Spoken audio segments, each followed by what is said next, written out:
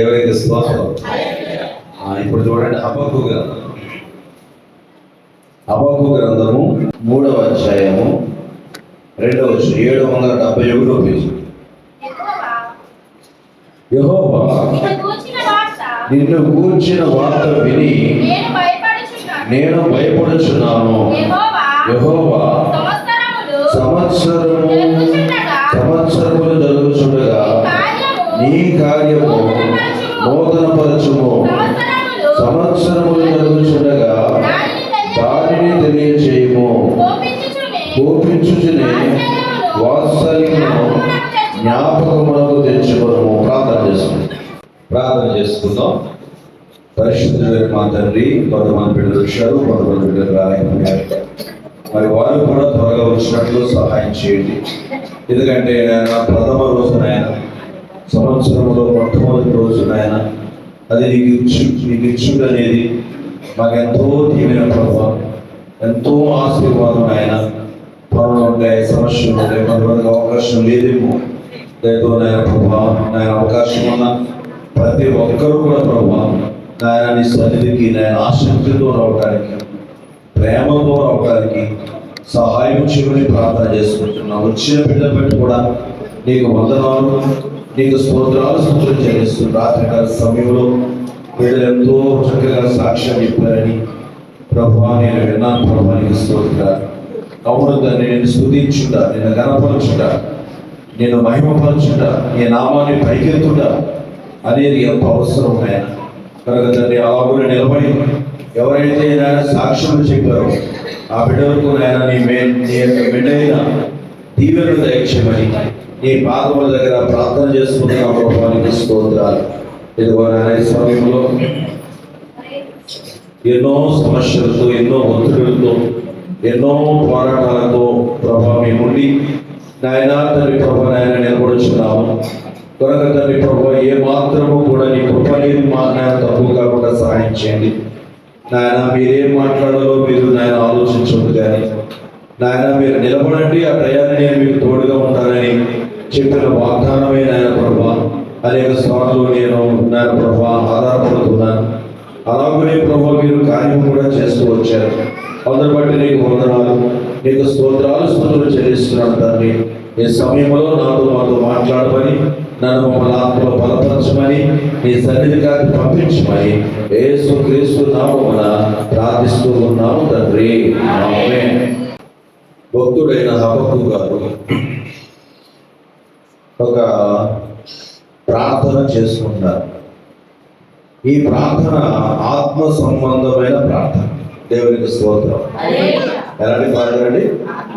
ఆత్మ సంబంధమైన ప్రార్థన. సాధారణంగా ప్రార్థన 2 రకాలుగా ఉంటుంది. ఒకటి ఆత్మ సంబంధమైన ప్రార్థన ఉంటుంది, రెండవది శరీర సంబంధమైన ప్రార్థన ఉంటుంది. శరీర సంబంధమైన ప్రార్థన అంటే ఎంతసేపు కూడా నాకు అది కావాలి, ఇది కావాలి అని భూ సంబంధమైన వాటి విషయం అడగరు. ఆరోగ్యం కొరకు, ఆహారం కొరకు, ఆశీర్వాదం కొరకు, అంటే లోక సంబంధమైన ఆశీర్వాదం, ఉద్యోగమను, ఇటువంటి వాటి కొరకు మరి ప్రార్థించే వారిగా చాలా మంది ఉంటారు. ఎక్కువ శాతం ఇటువంటి ప్రార్థన చేస్తారు. కానీ ఆత్మ సంబంధమైన ప్రార్థన అని చేసేవాళ్ళు చాలా తక్కువ. ఈ ఆత్మ సంబంధమైన ప్రార్థన చేసే వాళ్ళను వాళ్ళ భక్తి జీవితం ఏమైనట్టంటే కొంచెం వారి ధోని కొంచెము లోతుకు వెళ్ళినట్టు. ఎవరైతే ఆత్మ సంబంధమైన విషయాలు అడుగుతారో, ప్రభా మాకు నా ఆత్మీయ జీవితం ఎలా ఉంది, ఇదిగో నేను సరిగా ప్రార్థన చేసుకోలేకపోతున్నాను, నేను మంచిగా ప్రార్థన చేసుకునేటట్టు సహాయం చేయి, నేను మెలకుగా ఉండి మరి నీ యొక్క సన్నిధిలో గడపలేకపోతున్నాను, గత సంవత్సరం మరి ఎన్నోసార్లు నీ యొక్క సన్నిధిని పోగొట్టుకున్నాను, మరి అలాగున కాకుండా ఈ కొత్త సంవత్సరంలో నీ కార్యాలు, ఆత్మ సంబంధమైన నీ పనులు ఒక నూతన విధానంలో నాలో జరగాలి అని చెప్పి ప్రార్థన చేసుకునేటువంటి వారిగా మనం ఉండాలి. ప్రభువునందు ప్రియమైన దేవుని బిడ్డలారా, బైబిల్ చదవలేకపోతున్నానయ్యా, చదవాలని ఆశ ఉంటుంది, ఎక్కడో ఒక మూల చదువుదామే తర్వాత అనుకుంటున్నాను. అలాగ ఒక రోజు కాదు, నెలలే గడిచిపోతున్నాయి. అలాగే కాకుండా మరి ఈ సంవత్సరము నీ కార్యము నా పట్ల జరిగించమని ఆత్మ సంబంధమైన ఆశలతో మనమందరం కూడా ప్రార్థించుకోవాలి. దేవునికి స్తోత్రం, దేవునికి స్తోత్రం.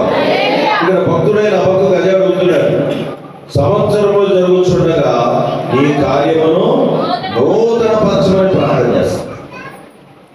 సంవత్సరాలు జరిగిపోతున్నాయి ప్రియులారా, అప్పుడే 2025 గడిచిపోయిందంటే నాకే చాలా ఆశ్చర్యం అనిపిస్తుంది. ఏంటి అసలు ఆ రోజులేమి అర్థం కావట్లా. అలాగే ఏమి చేశాను, ఏమి సాధించారంటే ఏమీ కనబడట్లా. కానీ అలాగా సంవత్సరం 365 రోజులు అలాగే గడిచిపోయింది. అప్పుడే మనం 2026లోకి వచ్చేసాం. టైము ఎంత వేగంగా పరిగెడుతుందో, టైము చాలా స్పీడ్గా వెళ్ళిపోతుందండి. మరి ఇలాంటి పరిస్థితుల్లో దేవుడు మనల్ని ఎందుకు పుట్టించాడు, మన పట్ల దేవుని ప్రణాళిక ఏంటి అనేది కనుగొని దానిని నెరవేర్చుకునేటువంటి ప్రార్థన జీవితం మనకు ఉండాలి. అందుకని ఎంతసేపు కూడా లోక సంబంధమైనటువంటి ఈవుల కొరకే దేవుని దగ్గర అడిగేటువంటి వాళ్ళు కాక, మనం అడిగినా అడగకపోయినా ఇస్తాడే కూడా. మనం అడిగినా అడగకపోయినా దేవుడు ఇస్తాడు. కానీ ప్రియులారా, మనము అడగకుండా ఇవన్నీ ఇస్తాడు. కానీ ఈ ఆత్మ సంబంధమైన భక్తి శక్తి అనేది అది ఎంతో అడిగే పొందుకోవాలి. అది అడగకుండా ఆయన ఇచ్చేవాడు కాదు అని వాక్యంలో ఉందండి. బైబిల్లో ఏముందండి, నూతన సంవత్సరంలోకి వచ్చాం, నూతన బలం కావాలి అని అనుకుంటాం. అయితే మనం ఏం చేయాలి? యెషయా గ్రంథము 40వ అధ్యాయము చదవండి. యెషయా గ్రంథము 40వ అధ్యాయము 31వ వచనం.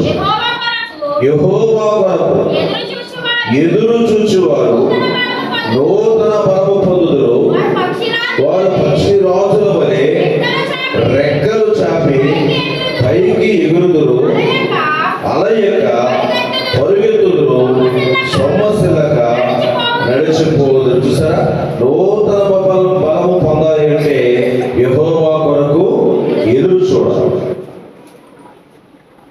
ప్రియులారా, నూతన బలం పొందాలంటే దేవుని కొరకు ఎదురు చూడాలి. మనకు ఆరోగ్యం దేవుడు ఉచితంగానే ఇస్తాడు. మనకు ఆహారం కూడా అడగకపోయినా దేవుడు ఇస్తాడు. మనం అందరం అడిగే పొందుకున్నామండి. ఆహారాన్ని దేవుడి దగ్గర అడిగి మోకాల మీద ఉండే భోజనం చేస్తున్నామా? మనం అడగకపోయినా, దాని గురించి పట్టించుకోకపోయినా ఆ టయానికి ఏదో విధంగా ఎవరో ఒక ద్వారా ఆహారం దేవుడు మనకు అందజేస్తున్నాడు. దేవుడికి స్తోత్రం. కానీ భక్తి విషయంలో మాత్రం, ఈ ఆత్మ సంబంధమైన విషయంలో మాత్రం మనము ఎదురు చూడాలి, అడగాలి. ఏమన్నాడు? అడుగుడి ఇయ్యబడును, ఎదుగుడి దొరుకును. మామూలు లోక సంబంధమైన అవసరతల విషయంలో మనం అడగడం తప్పు కాదు, కానీ అడగకపోయినా దేవుడు ఇస్తాడు. దేవుడి స్తోత్రం. చూడండి అన్నమాట, మత్తయి సువార్త 6వ అధ్యాయము, మత్తయి సువార్త 6వ అధ్యాయంలో 25వ వచనం. నేను మీతో చెప్పినది ఏమనగా, ఏమి తిందమో ఏమి త్రాగుదమో అని మీ ప్రాణములకు చేయను, ఏమి ధరించుకుందామని మీ దేహములకు చేయను చింతింపకుడి. ఆహారము కంటే ప్రాణమును, వస్త్రము కంటే దేహమును గొప్పవి కావా? ఆకాశ పక్షులను చూడండి, అవి ఎంతవో కోయము, కోటలో కూర్చుకొనవు, అయినను మీ పరలోకపు తండ్రి వాటిని పోషించున్నాడు. మీరు వాటి కంటే మరి శ్రేష్ఠులు కారా? అంటే దాని అర్థం ఏంటి? అవి అడగట్లేదు, లేకపోతే వాటిని నేను పోషిస్తున్నాను, అలాగే మిమ్మల్ని కూడా నేను పోషిస్తాను అని చెప్పి దేవుడు వాగ్దానం చేస్తున్నాడు. దేవునికి స్తోత్రం. అయితే ఇక్కడ మనం గమనించవలసిన విషయం ఏంటంటే 32వ వర్షం అలాగే 31 చదివితే బాగుంటుంది. కాబట్టి ఏమి తిందామో, ఏమి త్రాగుదామా, ఏమి ధరించుకుందామని చింతింపబడి అన్యజనులు వీటన్నిటి విషయమై విచారించరు. ఇవన్నీ మీకు కావాలని మీ పరలోకపు తండ్రికి తెలియదు. కాబట్టి మీరు ఆయన రాజ్యము నీతిని మొదలు వెలువడి అప్పుడు అవన్నీ మీకు అనుగ్రహించబడిన. దేవునికి స్తోత్రం. దేవునికి స్తోత్రం. కనుక ఎప్పుడైతే మనము ఆత్మ సంబంధమైన దాని మీద మనసు ఉంచుతామో అప్పుడు దేవుడు మనకు కావలసినవన్నీ ఆయన చూసుకుంటారని ఆయన వాగ్దానం చేస్తున్నాడు. అదే దేవునికి స్తోత్రం. అందుకనే యోహాను 3వ పత్రికలో మనందరికీ తెలుసు మాట చెప్పండి, తీయదు కానీ చెప్పండి. అదే ఏమన్నాడు? ప్రియుడా, నీ ఆత్మ వర్ధిల్లుచున్న ప్రకారము నీవు అన్ని విషయములలోనూ వర్ధిల్లాలి. ఏ ప్రకారం అంటే ఆత్మ వర్ధిల్లుచున్న ప్రకారం అంటే మొట్టమొదటి దేనికి ప్రాముఖ్యత ఇవ్వాలి? మనం ఆత్మకి ఇవ్వాలి. అప్పుడు అన్ని విషయాల్లో కూడా దేవుడే మనం వర్ధిల్లుస్తాడు. కానీ మనము ఆలోచించవలసిన విషయం ఆత్మ విషయం. అందుకని హబక్కూకు ప్రార్థన ఏంటంటే, యెహోవా సంవత్సరములు జరుగుతుండగా నీ కార్యము నూతనపరచు. ఏంటి దేవుని కార్యం చెప్పండి అమ్మా? దేవుని కార్యము ఏమిటి? ఎవరైనా చెప్పండి, మీకు ఏం దోస్తే చెప్పవచ్చు. దేవుని కార్యం మన పట్ల ఏమిటి? హబక్కూకు అన్నాడు, సంవత్సరాలు జరుగుతున్నాయి ప్రభువా, నీ కార్యము ఏదైతే ఉందో దానిని నూతనపరచుము అని ప్రార్థన చేసుకున్నాడు కదా. మరి దేవుని కార్యం ఏంటంటారు? దేవుని కార్యం ఏంటండి? దేవుని కార్యము నూతనపరచబడాలి. ఏమిటి దేవుని కార్యం? చూడండి, యెహెజ్కేలు గ్రంథం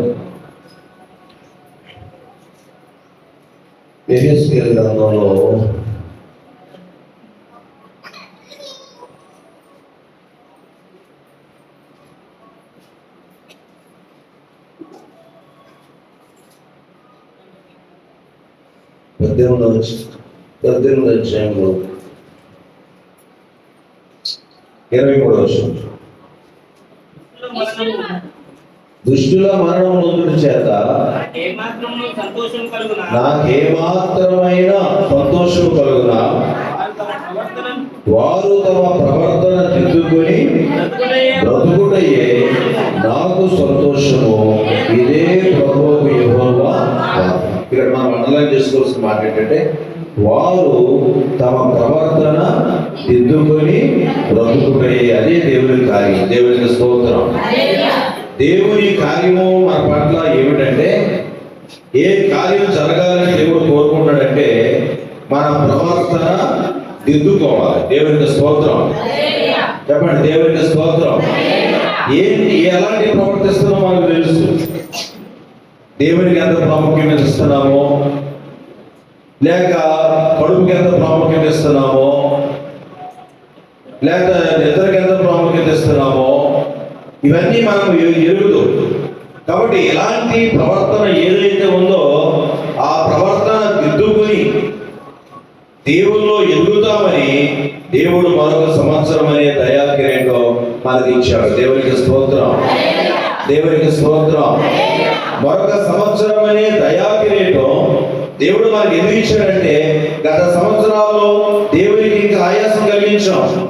కొన్నిసార్లు కొన్ని పనులు చేసి, లేకపోతే సోమరులుగా ఉండి, బద్ధకస్తులుగా ఉండి, తిండిపోతులుగా ఉండి, ఉపవాస ప్రార్థన చేయలేని వారుగా ఉండి, ఒంటరి ప్రార్థన చేయలేని వారుగా నిద్రపోయి, మనం గత సంవత్సరంలో దేవునికి ఇది ఎంతో దుఃఖం కలిగించాం. ఆ ప్రవర్తన దిద్దుకోవడం అనేది దేవుడు ఆశపడుతున్నాడు. ఈ సంవత్సరమైన వారి ప్రవర్తన దిద్దుకోవాలి, అది దేవుడు మనకు మరొక సంవత్సరం అనేటువంటి ఈ కృప దేవుడు ఇచ్చాడు. దేవునికి స్తోత్రం. కాబట్టి ఈ కార్యం మనలో జరగాలని మనం ఆశించాలి. ప్రభా, నీవు ఏ స్థితిలో నేను ఉండాలని కోరుకుంటున్నావో ఆ స్థితికి నేను ఎదగడం అనే నీ కార్యం నా పట్ల జరిగించు ప్రభని మనం అందరం కూడా పట్టుదలతో ఏం చేసుకోవాలి? ప్రార్థన చేసుకోవాలి. ప్రవర్తన దిద్దబడాలి. మన సోమర్థనం పోవాలి, మన నిర్లక్ష్యం పోవాలి, మనకు లోకం మీద ఉన్నటువంటి మమకారం చావాలి, దేవుని మీద ప్రేమ పెరగాలి, దేవుని పట్ల ఆశ పెరగాలి. అలాగే మన ప్రవర్తనలో ఒక మార్పు రావాలని అదే దేవుడు మనందరి పట్ల ఒక ఉద్దేశం కలిగి ఉన్నాడు. అందుకనే మనల్ని కాపాడాడు. తెలుసా మీకు? లోకాసు వార్త 13వ అధ్యాయం చదివితే అక్కడ మీకు అర్థమవుతుంది. చూడండి ఒకసారి. లోకాసు వార్త 13వ అధ్యాయంలో లోకాసు వార్త 13వ అధ్యాయం 6వ వచనం. మరియు ఆయన వారితో ఈ ఉపమానం చెప్పాను. ఒక మనుషుని ద్రాక్ష తోటలో అంజూరపు చెట్టు ఒకటి నాటబడి ఉండేను. చూడండి, ద్రాక్ష తోట అనేది సంఘానికి సాదృశ్యం, అంజూరపు చెట్టు అనేది విశ్వాసికి సాదృశ్యం. అర్థమైందండి? ద్రాక్ష తోట అనేది సంఘానికి సాదృశ్యం, అంజూరపు చెట్టు అనేది మరి ఒక విశ్వాసికి సాదృశ్యం. కాబట్టి ఇక్కడ అన్నాడు, ఒక మనుషుని ద్రాక్ష తోటలో అంజూరపు చెట్టు ఒకటి నాటబడి ఉండెను. అతడు దాని పండ్లు వెదక వచ్చినప్పుడు ఏమీ దొరకలేదు కనుక అతడు, ఇదిగో నువ్వు 3 ఏళ్ల నుండి నేను ఈ అంజూరపు చెట్టును పండ్లు వెదక ఉంచుతున్నాను, కానీ ఏమీ దొరకలేదు. దీన్ని నరికివేయము, దీని వలన ఈ భూమి వ్యర్థమైపోవాలని ద్రాక్ష తోటమాలితో చెప్పాను. ప్రియులరా, ఇక్కడ ద్రాక్ష తోట మాలి వేరు, ఇంకెవరు వేరండి?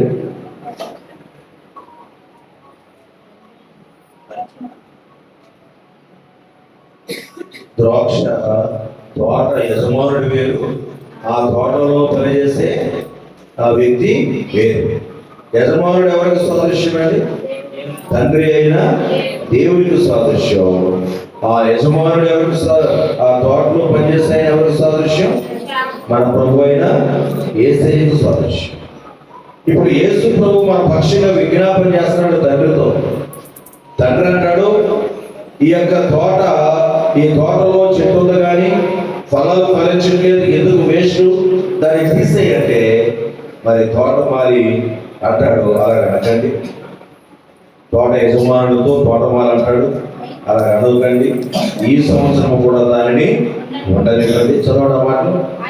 అయితే వాడు, అయ్యా, నేను దాని చుట్టూ తిరిగి ఎరువు వేయమట్టుకు ఈ సంవత్సరం కూడా ఉండనివ్వు, అది ఫలించినా సరే లేని నరికించి వేయమని అతనితో చెప్పారు. మన పక్షంగా యేసు ప్రభు విజ్ఞాపన చేయకపోతే మనం 2026లోకి వచ్చే వాళ్ళము కాదు.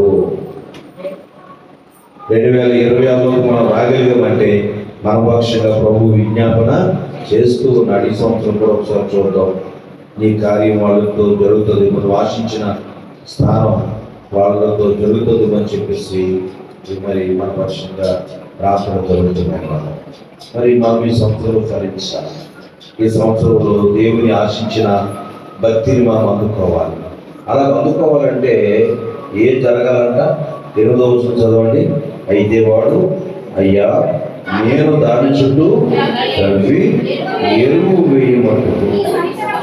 చూడండి, తవ్వాలి, ఎరువు వేయాలి. తవ్వాలి, ఎరువు వేయాలి. ఫలించని పరిస్థితుల్లో అది ఫలించాలి అంటే అది దాని చుట్టూ ఏమవ్వాలి? త్రవ్వబడాలి. ఆ తర్వాత దానికి ఎరువు వేయబడాలి. చెప్పండి, త్రవ్వడం అంటే ఏంటి? ఎరువు వేయడం అంటే ఏంటంటే తవ్వటము అంటే మనలో ఇంకా దేవునికి ఆయాసకరమైనది ఏదైతే ఉందో దానిని మనము ఒప్పుకుని విడిచిపెట్టడమే దాన్ని తవ్వటం అంటారు. దేవునికి స్తోత్రం, దేవునికి స్తోత్రం. మీకు తెలియదండి, మనకు తెలియదా? నాకు తెలీదా? మీకు తెలీదా? మనం ఏ విషయంలో దేవునికి ఆయాసం కలిగిస్తున్నామో మనకు తెలుసు. సోమరపోతులుగా ఉంటున్నామో, తిండిపోతులుగా ఉంటున్నామో, నిద్రపోతులుగా ఉంటున్నామో, లేకపోతే గర్వపోతులుగా ఉంటున్నామో, లేకపోతే తిరుగుపోతులుగా ఉంటున్నామో, ఏ స్థితిలో మన జీవితం ఉంటుందో మనకు తెలుసండి. ఆ తెలిసిన దానిని మనం మరి విడిచిపెట్టాలి, దాన్ని ఒప్పుకొని విడిచిపెట్టాలి. ఆ తర్వాత ఎక్కువగా మరి ఎరువు వేయటం అంటే ఎక్కువగా దేవుని సన్నిధిని కలిగి ఉండాలి. దేవునికి స్తోత్రం. ఎరువు వేయటం అంటే మరి బైబిల్ చదవటం, ప్రార్థన చేయడం. ఇది మన ఆత్మీయ అభివృద్ధికి ఎరువులు అంటారు. వాక్యం, ప్రార్థన జీవితం మన ఆత్మ అభివృద్ధికి ఎరువు అన్నమాట. కాబట్టి ప్రభువుకు ప్రియమైనటువంటి దేవుని బిడ్డలారా, మన జీవితాల్లో దేవుడు మనకు ఆయుష్ ఇచ్చాడు. 2026లో మరి రాత్రి ఇందాక చక్కని ప్రార్థన చేస్తుందని, మరి ఏమేమి ఎవరెవరు సమర్థన చేస్తున్నారో నాకు తెలియదు, కానీ ఏమైతే తీర్మానాలు చేసుకున్నామో, ఎవరు ఏమేమి తీర్మానాలు చేస్తున్నారో, నీ సన్నిధిలో ఎలా ఉండాలని అనుకున్నారో అనే మాట వచ్చింది. దేవునికి స్తోత్రం చెప్పండి, దేవునికి స్తోత్రం. కాబట్టి మనము ఎలా ఉండాలని అనుకున్నామో, ఎలా ఉండాలని ప్రార్థన చేసుకున్నామో దానిని మనము ఎప్పుడు కూడా మర్చిపోకుండా గుర్తుపెట్టుకోవాలి. నిజమే, చాలాసార్లు మనం 31st నైట్ని బాధపడతాం, తర్వాత గుడ్ ఫ్రైడే రోజున బాధపడతాం. ఈ 2 రోజుల్లో ఉన్న భక్తి 365 రోజులు ఉంటే ఎలా ఉంటుందండి? అమ్మా, గుడ్ ఫ్రైడే రోజున ఉన్న భక్తి 365 రోజులు ఉందనుకో, పరలోకం మనదే. దేవునికి స్తోత్రం, దేవునికి స్తోత్రం. కనుక ప్రభువుకు ప్రియమైనటువంటి దేవుని బిడ్డలారా, మన జీవితాల్లో ఆయన కార్యం ఏంటో అర్థమవుతుందండి. ఆయన కార్యం ఏంటి? మన ప్రవర్తన దిద్దుకొని బ్రతకాలి, తర్వాత మనం ఫలించాలి. ఇది ఎలాగండి? ఆత్మలో ఫలించాలి. దేవుడు ఎందుకు ఆశిస్తున్నాడంటే ఇంకా మనం సరిగా ఫలించలేదు, ఆయన అనుకున్న స్థానానికి ఎదగలేదు. అందుచేత దేవుడు ఏం చేస్తున్నాడంటే మనకు చక్కని మరి మరొక సంవత్సరం అనే దయాకిరీటాన్ని ఇచ్చాడు. కాబట్టి ఈ సంవత్సరం అయినా మనం ఏం చేయాలి? ఫలించాలి. చూడండి, యోహాను సువార్త 15వ అధ్యాయము 8వ వచనాన్ని కనుక మనం చూస్తే, మీరు బహుగా ఫలించడం వలన నా తండ్రి మహిమపరచబడు. చూసారా, మీరు బహుగా ఫలించడం వలన నా తండ్రి మహిమపరచబడును, ఇందువలన మీరు నాకు శిష్యులవుదురు. చూసారా, ఇప్పుడు దేవుడి లోకాలకు వచ్చి శిష్యులకు అప్పగించినప్పుడు పని, ఆ శిష్యుల్ని 12 మంది శిష్యులు తయారు చేసుకుని వాళ్ళకు అప్పగించిన పని ఏంటంటే, మీరు మరి అందరినీ ఇప్పుడు ఎలా మార్చాలి? ఆ మాట చదువుతారు. మత్తయి సువార్త 28వ అధ్యాయం, మత్తయి సువార్త 28వ అధ్యాయము 28వ అధ్యాయము 10వ వచనం. అయితే యేసు వారి యొద్దకు వచ్చి,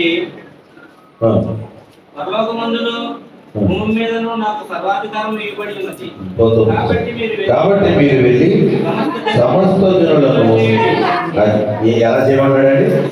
శిష్యుడిగా చేయమంటాడు దేవుడు. అంటే మనం ఏదో విశ్వాసులుగా ఉండిపోకూడదు. చాలా మంది విశ్వాసులుగా ఉండిపోతారు. విశ్వాసులు వేరు, శిష్యులు వేరు. విశ్వాసులు అంటే ఇంకా దేవునికి చాలా చిన్న పిల్లలుగా ఉన్నట్టు, కానీ శిష్యులు అంటే దేవుని కొరకు పనిచేసే వారిగా ఎదిగినట్టు. దేవునికి స్తోత్రం చెప్పండి, దేవునికి స్తోత్రం. కాబట్టి అందరూ శిష్యులుగా మారాలి. ఎలా మారాలి? అదే దేవుడి కార్యం. మనందరి పట్ల దేవుడు ఆశించే కార్యం ఏంటంటే మనం ఎప్పుడు నేర్చుకునే వారిగానే కాదు, ఇతరులకు అనేక మందికి నేర్పించే వారిగా కూడా మారాలి. ఆ కార్యం జరగాలని మనం ఏం చేసుకోవాలి? ప్రార్థన చేసుకోవాలి. దేవునికి స్తోత్రం, దేవునికి స్తోత్రం. కనుక మనము నేర్చుకునే వారమే కాదు కానీ అనేక మందికి నేర్పించేవారుగా కూడా మనం ఉండాలి అని చెప్పి దేవుడు ఎంతగానో మన మీద ఆశలు పెట్టుకున్నాడు. అందుకే హబక్కూకు అన్నాడు, సంవత్సరాలు జరుగుతుండగా నీ కార్యం, నా పట్ల నీ ప్రణాళిక, నీ ఉద్దేశం ఏదైతే ఉన్నదో అది ఏ చేయదు నువ్వు నూతనపరచాలి ప్రభువా అని ఏం చేసుకుంటాడంటే ప్రార్థన చేసుకుంటున్నాడు. నేను ప్రార్థన చేస్తున్నాను. అపోస్తుల కార్యాలు చూడవచ్చు సార్. అపోస్తుల కార్యంలో 18వ అధ్యాయం. అపోస్తుల కార్యాలు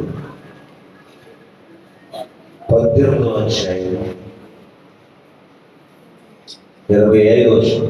అతడు అంటే అతడు అంటే అపోలో. అతడు అనే దానికి అర్థం ఏంటంటే అపోలో అన్నమాట. 24వ వచనంలో ఉంటుంది అన్నమాట. అపోలో ప్రభు మార్గం విషయమై ఉపదేశం పొంది తన ఆత్మీయంలో తీవ్రపడి యోహాను బాప్తిస్మం మాత్రమే తెలుసుకునే వాడైనను యేసును కూర్చిన సంగతులు వివరముగా చెప్పి బోధించుచు సమాజ మందిరంలో ధైర్యముగా మాట్లాడారంభించారు. ప్రిస్కిల్లా అకులా విని అతన్ని చేర్చుకుని దేవుని మార్గం పరిపూర్తిగా అతనికి విషదపరచని. దేవునికి స్తోత్రం, దేవునికి స్తోత్రం. చూడండి, అకులా ప్రిస్కిల్లా భక్తి చూడండి. అమ్మ అందరూ వింటారా? పిల్లలు మాట్లాడుతూ మీ మీటింగ్ ఏంటి? పిల్లలు గమనించండి. అకులా ప్రిస్కిల్లాల భక్తి మన భక్తి పక్కన పెట్టి చూసుకోవాలి. ఇక్కడ అపోలో అనే వ్యక్తి వాక్యం విన్నాడు, మారుమనసు పొందాడు, ప్రభు గురించి సేవ చేయాలనుకుని ఎంతో చక్కగా భారంతో దేవుడి గురించి అనేక మందికి చెప్తున్నాడు. ఆ విషయం తెలిసినటువంటి అకులా ప్రిస్కిల్లా అనే దంపతులు అతన్ని చేర్చుకుని రమ్మని పిలిచి అతనికి ఇంకా ఏం చేశారంట? అనేక విషయాలు అతనికి నేర్పించారు. అన్నమాట చదవమ్మా. అతన్ని చేర్చుకుని దేవుని మార్గము మరి పూర్తిగా అతనికి ఇలా అరగలు ఎవరైనా ఉన్నారంట సంఘం. ఎవరైనా కొత్త వస్తున్నారనుకో వాళ్ళని మనం ఎలా చేయాలి? ఉపవాసాలు ఉండాలి, కానుకలు ఇవ్వాలి, లేదా పరిచయం చేయాలి, లేక పేదలకు సహాయం చేయాలి అని కొన్ని సంగతులు వాళ్ళకి చెప్పగలిగినటువంటి భక్తి ఎవరికైనా ఉందా? ఇంకా కొన్ని తెలియని విషయాలు వాళ్ళకి చెప్పగలిగినటువంటి వారిగా ఉన్నారా? అయితే మనం ప్రార్థన చేసుకోవాలి. ప్రభువా, సంవత్సరాలు జరిగిపోతున్నాయి, నీ కార్యాన్ని నా పట్ల నువ్వేం చేయాలి? నూతన పరచమని ప్రార్థన చేస్తాం. 10 సంవత్సరాలైనా మనం వినేవాళ్ళమే తప్ప చెప్పేవాళ్ళం కాదు. చెప్పేవాళ్ళం ఎప్పుడు అవుతామంటే మనం విన్నదాన్ని ఎప్పుడైతే పాటిస్తామో అప్పుడు ఆటోమేటిక్గా మనం చెప్పేవాళ్ళగా మారిపోతాం. దేవునికి స్తోత్రం, దేవునికి స్తోత్రం. కనుక దేవుని కార్యం ఏంటో అర్థమవుతుందండి. ఒకటి, మారుమనసు పొందడం దేవుని కార్యం. రెండవది, మారుమనసు పొందిన తర్వాత అనేక మందిని మార్చడం దేవుని కార్యం. దేవునికి స్తోత్రం, దేవునికి స్తోత్రం. ఇంకా మీకు అర్థం కాకపోతే ఈ వచనం చూడండి. మత్తయి సువార్త 5వ అధ్యాయము 16వ వచనం. మనుషులు మీ సత్క్రియలను చూచి పరలోకమందున్న మీ తండ్రిని మహిమపరచినట్లు వారి ఎదుట మీ వెలుగు. అది దేవుని కార్యం. దేవుని కార్యం ఏంటంటే అనేక మందికి మనం జ్యోతులుగా ఉండాలి, అనేక మందికి సాక్షులుగా ఉండాలి. ఇంకా నీవే కొన్ని తప్పులో ఉంటావు, ఇంకా ఏవో మూలుగుతూ సరుగుతూ ఉంటాం.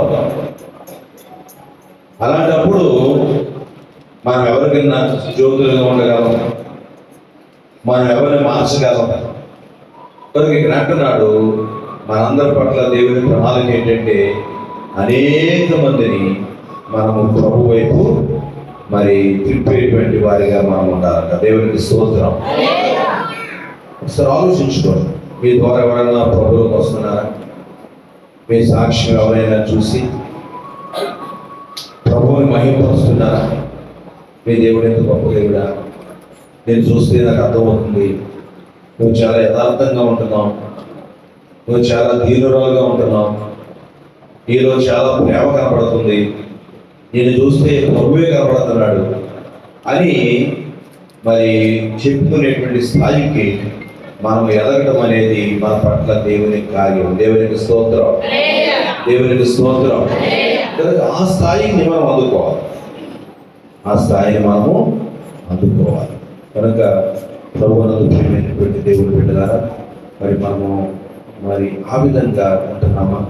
ఇంకా చదవండి, దేవుని కార్యం ఏమిటి అనేది నేను త్వరగా కొన్ని వాక్యాలు చూపించి ముగించేస్తాను. ఎఫెసీ రోమపత్రిక 12 అధ్యాయం 1వ వచనం. కాబట్టి సహోదరులారా, పరిశుద్ధమును దేవునికి అనుకూలమైన సజీవ యాగముగా మీ శరీరములను, అది దేవుడి కార్యం. మన శరీరం దేవుడికి సమర్పించబడాలి. గతించిన కాలమే చాలు. 2025లో ఏదో తెలుసు దేనికో కొంత పొరపాటు చేశాను. 2026లో కూడా నేను దానికి చోటివ్వను అని చెప్పగలవా? చాలా మంది భయపడిపోతారు, అలాగైతే మనం వెళ్ళిపోతున్నాం, మనం బతకలేం కదా అనుకుంటారు. దేవుడి కంటే గొప్పడా? ఎవరి మీద అయితే నువ్వు ఆశపడుతున్నావో ఆ వ్యక్తి దేవుడి కంటే గొప్పడా? దేవుడిని ఒక దెబ్బ కొడితే ఏం చేస్తాం? కాబట్టి మనం దేవునికి ప్రాధాన్యత ఇవ్వాలి. చాలు, ఏదో జరిగిపోయింది, గతించిన కాలమే చాలు. ఈ 2026లో నా శరీరాన్ని సమర్పించుకుంటాను. ఈ 2026 నా దేహం పవిత్రం ఉండాలి, నా యొక్క శరీరం సజీవ యాగంగా ఆయన సమర్పించుకుంటాను, దీన్ని ఇంకా బాగుడికి నేను ఇవ్వను అనేటువంటి ఒక సమర్పణ నీకుందా? వ్యభిచారానికి నేను ఇంకా ఈ శరీరాన్ని ఇవ్వను అనేటువంటి ఒక సమర్పణ నీకుందా? కాబట్టి ప్రియులారా, అదే దేవుడు మనల్ని ఆశించే కార్యం. సజీవ యాగముగా మీ శరీరములు ఏం చేయాలి? ఆయనకు సమర్పించుకోవాలి అన్నాడు. కాబట్టి సహోదరులారా, పరిశుద్ధమును దేవునికి అనుకూలమైన సజీవ యాగంగా మీ శరీరములను ఆయనకు సమర్పించుకోండి.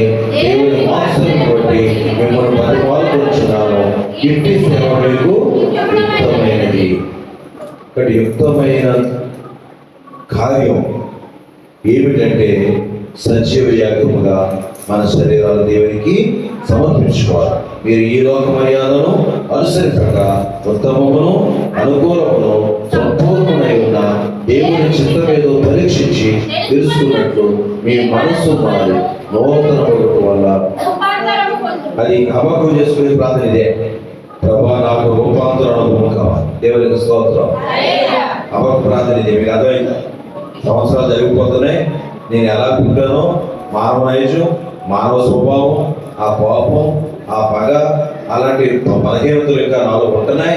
అవి లేకుండా నన్ను రూపాంతరపరచమని మరి భక్తుడైన ప్రభుకు ప్రార్థన చేసుకుంటాం. మనం కూడా ప్రార్థన చేసుకోవాలి, ప్రభా నన్ను రూపాంతరపరచు. దేవునికి స్తోత్రం. కనుక ప్రియులను గమనించండి, రూపాంతరం అంటే మనకు గొంగళ పురుగు గుర్తు రావాలి, సీతాకోక చిలుక గుర్తు రావాలి. గొంగళ పురుగు అనేది చాలా అసహ్యంగా ఉంటుంది, నేలని అంటిపెట్టుకునే ఉంటుంది. కానీ అదే రూపాంతరం చెందిన తర్వాత అది ఎలా మారుతుందండి? సీతాకోక చిలుకగా మారుతుంది. అది నేల మీద ఉండదు, అది గాలిలో ఎగురుతూ ఉంటుంది, అది ఎంతో అందంగా ఉంటుంది. అలాగా గత 25లో ఏ విషయాల్లో దేవునికి అసహ్యంగా ఉన్నారు, ఆ విషయాలు మరి మనం రూపాంతరం వచ్చాం దేవునికి మరి ఆత్మీయులుగా ప్రభునందు ప్రియమైనటువంటి దేవుని బిడ్డలారా మనము మరి ఆ విధంగా రూపాంతరం చెందాలని దేవుని వాక్యంలో మనం చూస్తున్నాం. దేవునికి స్తోత్రం, దేవునికి స్తోత్రం. ఇంకా ఏంటి చూడండి, 2 కొరింథీ 3వ అధ్యాయం 18వ వచనం. 2 కొరింథీ 3:18. మనమందరమును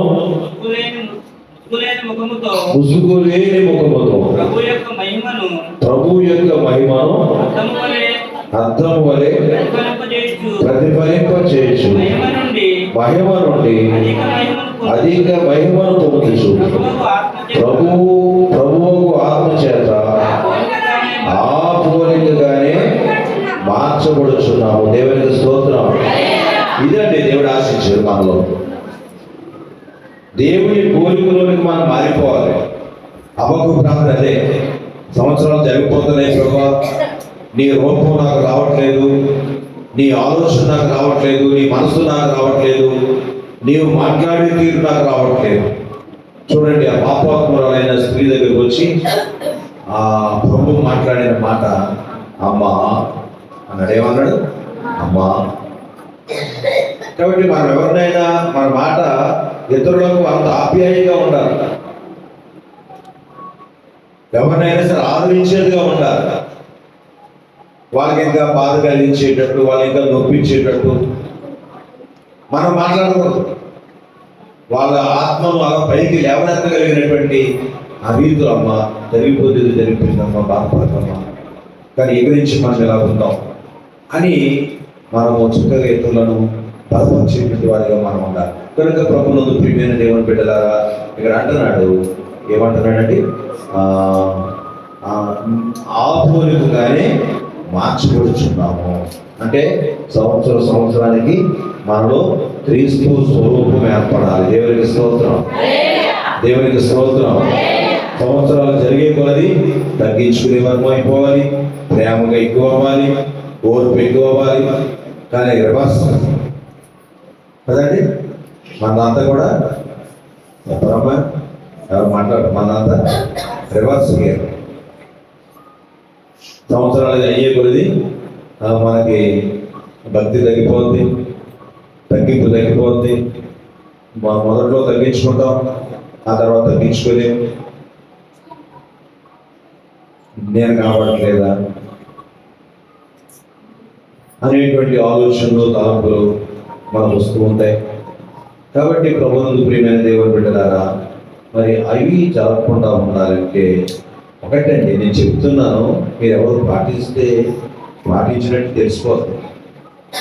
ఏంటంటే ఉదయకాలంలో లేచి మోకాల మీద నుండి ప్రభా, మరి ఈ రోజంతటికి కనీసం అరగంట కంపల్సరిగా మోకాల మీద నుండి ప్రార్థన చేసుకుంటే మనలో ఉన్న పాపాలు పోతూ ఉంటాయి. తర్వాత ఇతరులను రక్షించేటువంటి ప్రభావము, శక్తి మనకు వచ్చేస్తూ ఉంటుంది. ఆ తర్వాత మనం చూసిన వారు నిజంగా దేవుని చూస్తున్నామేమో అనుకునేటంత ఆత్మీయత మనలో కనబడుతూ ఉంటారు. దేవునికి స్తోత్రం. ప్రతిరోజు టైపోతుంది, ప్రతిరోజు దేవునితో సంబంధం పెట్టుకోవాలి, సహవాసం పెట్టుకోవాలి. ఒకరోజు చేస్తే మళ్ళీ 4 రోజులు మర్చిపోతాం, తర్వాత ఎప్పుడో గుర్తొస్తుంది, బాధపడతాం, ఏడుస్తాం, మళ్ళా సమర్పించుకుంటాం, మళ్ళా దాని సంగతే మర్చిపోయి పనుల్లో పడిపోయి, ఒత్తిడిలో పడిపోయి, ప్రయాణాల్లో పడిపోయి మనం భక్తిని అశ్రద్ధగా చేస్తే ఎన్ని సంవత్సరాలైనా మనం ఎదుగు పొదుగు ఉన్నది. కానీ ప్రతిరోజు బాధ్యతగా ఒక ప్రేమ అన్నమాట. అంటే ఎలా చెప్పాలంటే ప్రేమికుల్లా ఉండాలి. ఇద్దరు ప్రేమికులు ఉన్నారంటే వాళ్ళు ఉదయం లేవగానే ఒకరొకరు మెసేజ్ పెట్టుకుంటారు, లేదా ఒకరొకరు చూసుకుంటూ ఉంటారు, ఒకరితో ఒకరు మాట్లాడుకుంటూ ఉంటారు. అలాగా మరి దేవుని పట్ల మనకు అలాంటి ప్రేమ ఉన్నట్లయితే ఆటోమేటిక్గానే మనం అందరం కూడా మహిమ నుండి ఏం పొందుతాం? అధిక మహిమను పొందుకుని, ఏమన్నాడు? మహిమ నుండి అధిక మహిమను పొందుచు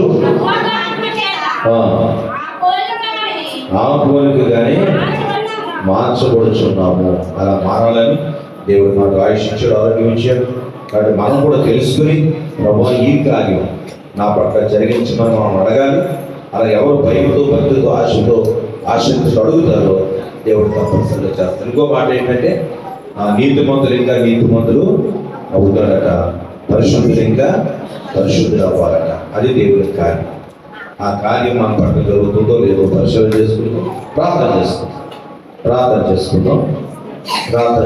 ప్రతి ఒక్కరు కూడా దేవుని ప్రార్థన చేస్తాం.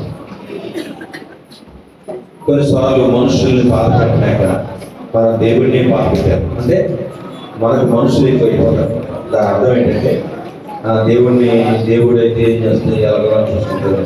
కానీ మనుషులను బాధ పెట్టమంటే మన మొహం చూడలేము, మనం పట్టించుకోలేము అనేటువంటి పరిస్థితులు మనకు వస్తూ ఉంటాయి.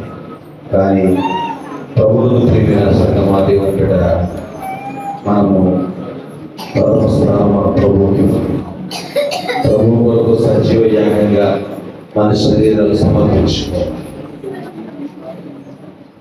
మనం ఫలించాలి. మనము నీతిమంతులు ఇంకా నీతిమంతులుగా మారాలి. ఎన్నో విషయాలు దేవుడి వాక్యంలో మనం చూస్తాం. కనుక దేవుడు మనకు సంవత్సరము, ఈ సంవత్సరం కూడా ఉండనేమో అని చెప్పి దేవుడు మనకు ఆశించాడు. ఈ సంవత్సరమైనా మనం త్రవ్వుదామా? ఈ సంవత్సరమైన నీ జీవితాన్ని త్రవ్వుతావా? అదే పాపంలో ఉంటావా? 2025, 2024, 2023 ఏ పాపంలో బ్రతికావో ఈ 2026లో కూడా అదే పాపంలో ఉంటావా? చెల్లి, తల్లి, సహోదరుడు, సహోదరి, మనమందరము ఏ పాపం, కొంతమందిలో శరీర పాపాలు ఉంటాయి, కొంతమందిలో ఆత్మ సంబంధమైన పాపాలు ఉంటాయి. తిండిపోతుందని, సోమర్థమని, నిద్రపోతని, గర్వమని, ధనాపేక్ష, ఇలాంటి ఆత్మ సంబంధమైన పాపాలు. శిక్ష ఇద్దరికి ఒకటే. వ్యభిచార పాపంలో ఉన్న వాళ్ళకి అదే శిక్ష, అలాగే ఆత్మీయ పాపంలో ఉండే నరకానికి వెళ్ళినా అదే పనిష్మెంట్. కనుక మనం మన హృదయాన్ని మనం సరి చేసుకుందాం, మన జీవితాలు మనం సరి చేసుకుందాం. ఈ నూతన సంవత్సరంలో నూతన బలాన్ని, నూతన శక్తిని మనం పొందుకుందాం. ప్రార్థన చేసుకుందాం. పరిశుద్ధానికి వందనాలు. అయ్యా తండ్రి, నీ కార్యం నూతనపరచు, నీ కార్యం నూతనపరచు. నీ కార్యం అయితే మా పట్ల కలిగి ఉన్నావు అది నా తరవచ్చు. మేము మా ప్రవర్తన దిద్దుకోమంటున్నాం నాయన. మమ్మల్ని ఎదురుగా ఆత్మలో ఎదగమంటున్నాం నాయన. ఇతరులకు ప్రయోజనకరంగా మారమంటున్నాం. మహిమ నుంచి అధిక మహిమలోకి, భక్తిలో నుంచి ఇంకా భక్తికి, నీతిలో నుంచి ఇంకా నీతికి మా అభివృద్ధి కనబడాలని చెప్పి ఈ వాక్యంలో మాట్లాడుతున్నాం తండ్రి. సజీవ యాగంగా మా దేహాలు సమర్పించమంటున్నాం. ఈ విషయాలన్నీ కూడా ప్రభావం మా జీవితంలో మేము నెరవేర్చుకోవడానికి సహాయం చేయండి. సిద్ధపడిన వాక్యం ప్రతి ఒక్క హృదయంలో కనిపించి యేసుక్రీస్తు నామమున ప్రార్థిస్తూ ఉన్నాము తండ్రి.